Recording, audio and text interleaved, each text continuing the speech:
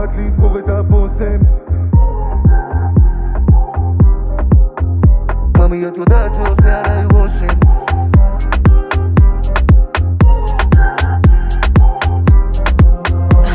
ממי את לא יכולה ככה סתם לצוץ באמצע החיים ואז לשים קצוץ. אולי תבואי סיבוב בדוק יהיה פיצוץ. אם את יפה בפנים כמו שמבחוץ תבואי צמוד צמוד, תבואי צמוד צמוד.